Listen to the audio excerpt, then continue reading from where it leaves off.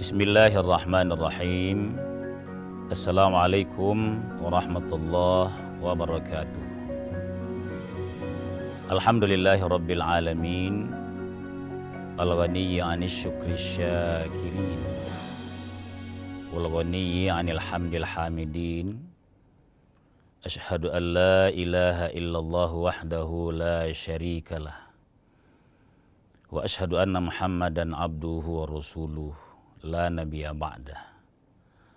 Allahumma salli wa sallim wa barik ala nabiyyikal karim sayyidina wa maulana Muhammadin sallallahu alaihi wasallam wa ala alihi wa sahbihi ajma'in, amma ba'd. Alhamdulillah, tsumma alhamdulillah, senantiasa kita bersyukur kehadirat Allah Subhanahu wa taala karena segala gerak-gerik kita yang oleh agama disebut dengan amal, itu tidak lain hanyalah karunia dari Allah Subhanahu wa taala. Semoga bernilai ibadah di sisinya. Salawat dan salam atas junjungan kita Nabi Allah Muhammad sallallahu alaihi wasallam. Pemirsa sekalian, keseluruhan hidup manusia itu dikendalikan atau digerakkan atas dua motivasi,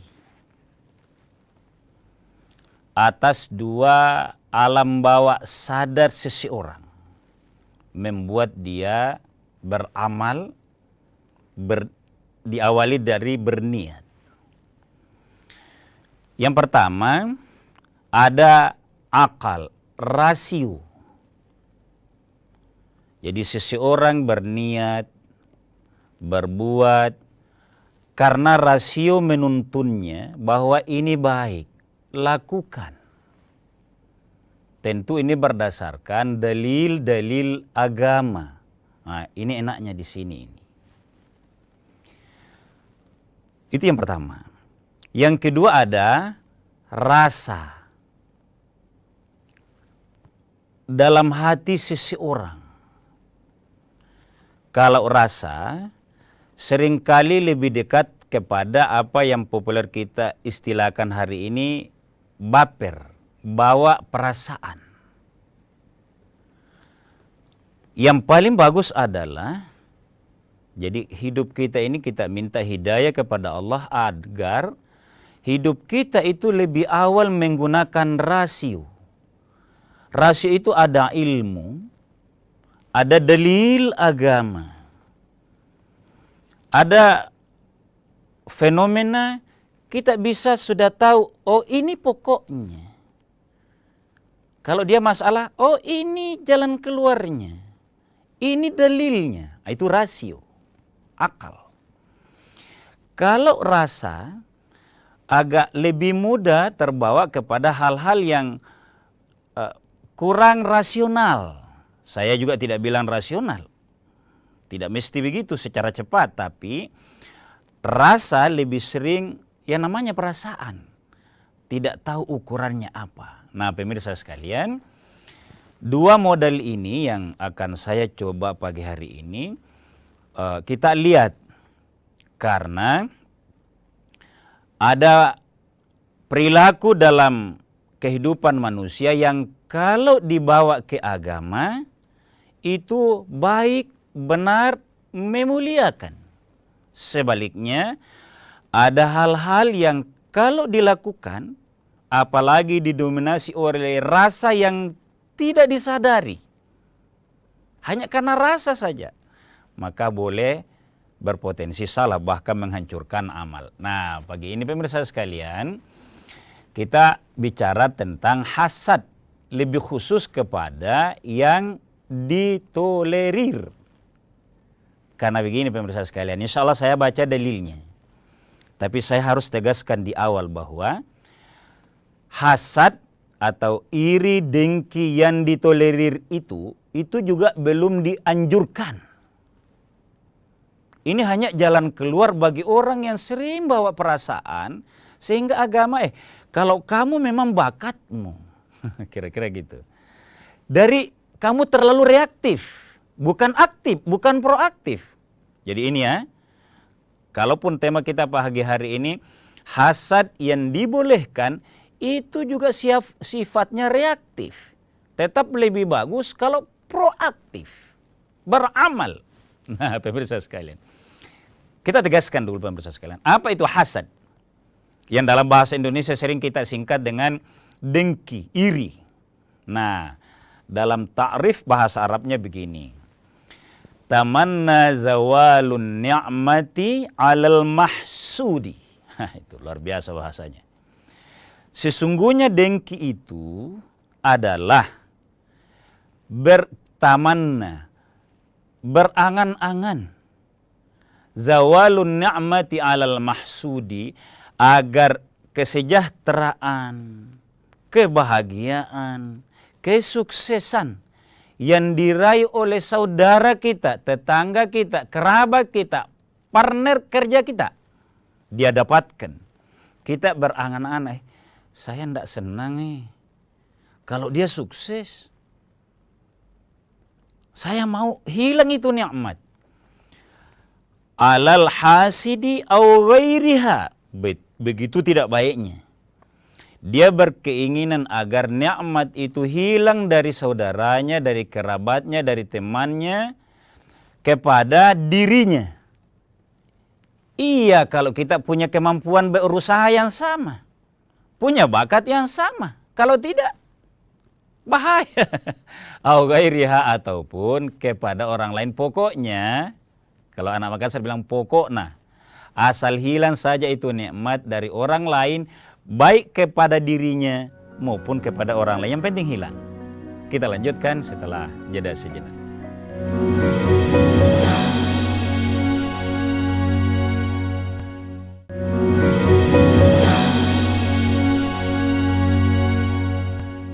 Pemirsa sekalian kaum muslimin yang dimuliakan oleh Allah, berdasarkan ta'rif sederhana tadi, tamanna zawalun ni'matil mahsudi 'alal hasidi aw ghairiha, bahwa yang hakikat dengki itu menginginkan hilangnya nikmat dari saudara kita kepada yang dengki maupun kepada orang lain. Kan tidak baik itu. Saya tegaskan tadi, iya, kalau kita mau menginginkan nikmat yang sama karena upaya kita sama. Tapi kalau kita orang baperan, kekuatan mental tidak sama, modal tidak sama, baru mau dengki, kan itu rugi jadinya. Nah, saya katakan di awal tadi, ini reaktif sifatnya. Tetap lebih bagus yang proaktif. Nah, kalau sangat reaktif, agama juga hadir. Memberikan bahwa, kalaupun ada seseorang yang dia hanya bisa berbuat, kalau sifatnya reaktif, merespon saja, tidak memulai, maka dalam hadis ditegaskan bahwa boleh dengki atau cemburu. Saya pakai cemburu leh. Kalau cemburu itu lebih menginginkan yang sama. Boleh cemburu. Berdasarkan hadis Bukhari. La hasada illa fithnatain. Bagi orang yang suka dengki, agar dengkinya yang mengarah kepada positif, ingat ini dua saja. La hasada illa fithnatain. Tidak boleh cemburu kecuali dalam dua hal. Mana dua hal ini? Baikkah ini? Ada baiknya. Harus kita cemburui ini. Pertama, rajulun atahullahul Qur'an. Masya Allah. Dan memang wajar ini. Kalau bukan kita yang hafiz Quran, bukan kita pemulanya, bolehlah kita cemburu kepada orang yang ahli Quran. Orang yang Allah kasih kecintaan, kesenangan, kesempatan untuk mendalami Al-Quran. Baru orang tersebut dia jaga siang dan malam.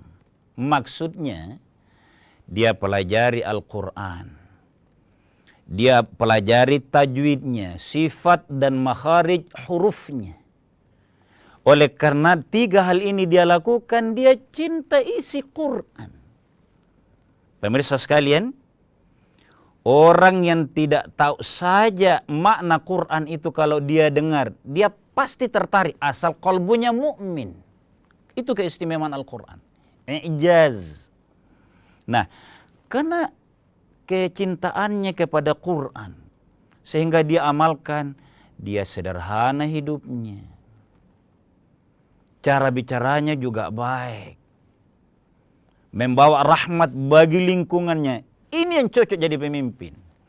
Kalau ada ini, pilih dia jadi pemimpin. Pemirsa sekalian, karena semangat ini, karena era memilih pemimpin. Andai kata ada orang yang ahli Quran, pilih dia. Ide apa sekarang yang tidak ada di kita untuk membangun sebuah negara? Adakah ide yang belum ada? Ide membangun, ide pengairan, adakah? Semua ada ahlinya. Tapi andai kata ada calon pemimpin, dia calon pemimpin, dia ahli Quran, pilih itu, cemburui itu.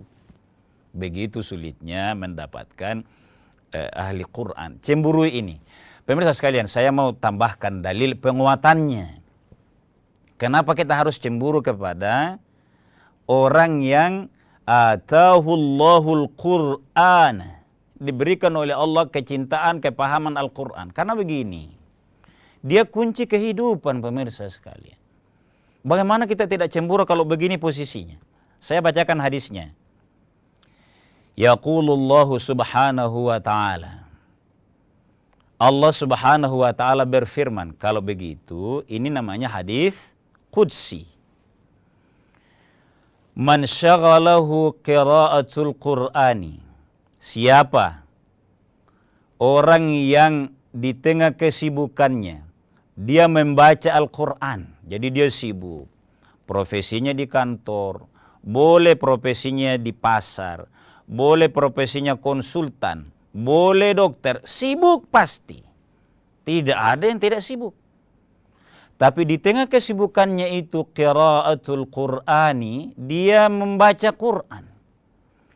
An dzikri wa mas'alati. Ini coba lihat pemirsa. Sehingga karena dia luangkan waktunya, mungkin tidak banyak baca Quran, tapi dia luangkan.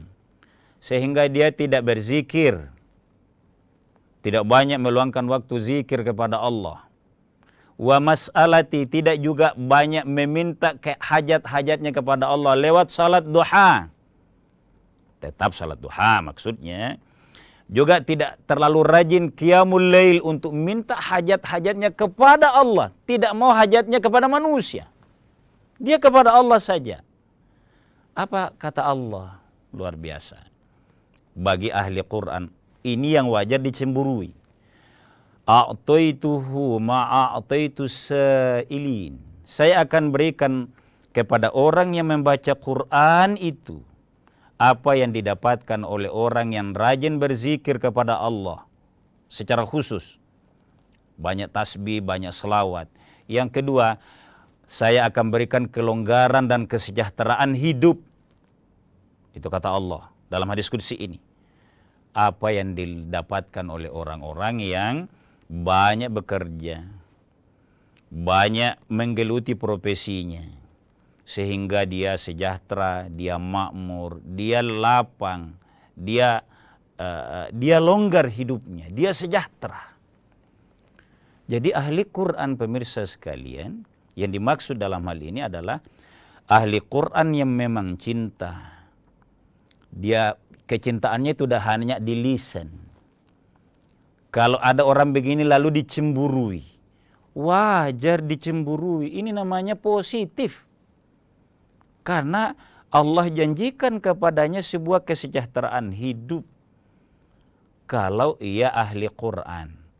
Nah, daripada dengkinya tidak jelas, alihkan itu dengki orang yang naik jabatan, dengki orang yang selalu dipromosi, dengki kepada orang yang sukses.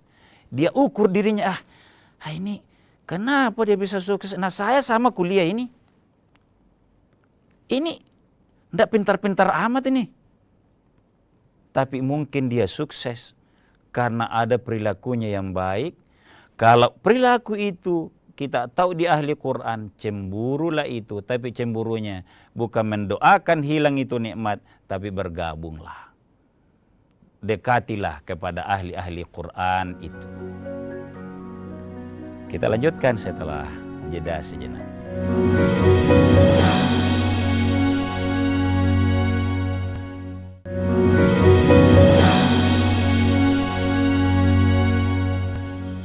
Pemirsa sekalian kaum muslimin yang dimuliakan oleh Allah Subhanahu wa taala, saya tetap menyegarkan bahwa hasad yang oleh agama ada 2 poin yang ditolerir, itu tetap sifatnya reaktif. Ketahuilah itu bahwa ada yang lebih bagus kalau kita proaktif. Nah, kalaupun ada yang reaktif perilakunya, maka yang boleh diiri atau kita cemburui, pertama tadi, atahullahul Qur'ana, orang yang belajar Quran, dia fahami dan perilaku Qur'ani dalam hidupnya, cemburui itu. Yang kedua, wa rajulun atahullahu malan fahuwa yunfiquhu. Seseorang yang Allah kasih kesempatan, punya bakat untuk sukses. Mungkin dia menjadi pebisnis, pengusaha, sehingga dia punya rezeki, harta. Fahuwa yunfiquhu, lalu dia infakkan. Kalau ada hamba Allah yang seperti ini, dia senantiasa berinfak, dia kaya, dia sejahtera, dia sukses. Itu yang harus kita cemburu dan berusaha untuk seperti itu. Boleh cemburu dalam hal ini. Jadi cemburunya bukan mau menghilangkan nikmat itu. Mau sama. Kalau perlu belajar ke dia. Wih, ini teman saya kuliah ini. Ini teman saya di madrasah dulu, di SMA, SMP dulu. Kok dia sukses? Apa perilakunya yang baik? Dekati, bukan dibenci. Karena begini pemirsa sekalian, bagi orang-orang yang senang berinfak dengan hartanya itu, seringkali kita dengar begini. Saya, orang kaya ini ya, bukan saya maksudnya. Orang yang rajin berinfak itu karena ada rezeki dari Allah, seringkali dia berkata bahwa saya tidak pernah berinfak atau mengeluarkan zakat kecuali justru Allah ganti dan Allah tambahi nikmat itu. Itu dia. Banyak orang ya, kalau dia mengeluarkan infaknya bukan merasa hilang sekian.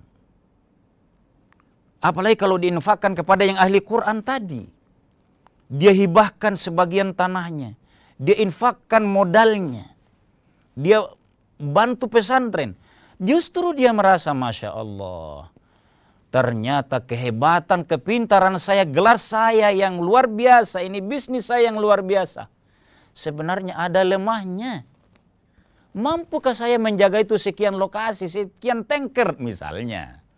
Banyak hamba Allah yang sesungguhnya saya tidak bisa jaga itu. Tapi karena saya jaga lewat berinfak, bersedekah, banyak orang yang mendoakan, Allah yang jaga.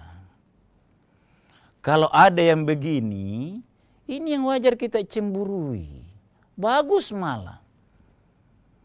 Karena mengantar kita menjadi mengakui bahwa itu pemberian dari Allah Subhanahu wa taala. Kita bisa menyimpulkan perjalanan hidup ini. Apa itu yang bisa kita simpulkan? Oh, sederhana ini hidup. Sederhananya di mana? Berbuatlah. Berusahalah. Yang kira-kira diridhoi oleh Allah Subhanahu wa taala, Allah yang akan berikan kemudahan. Dua yang saya kasih contoh ini pemirsa sekalian berdasarkan hadis ya. Atahullahul Quran,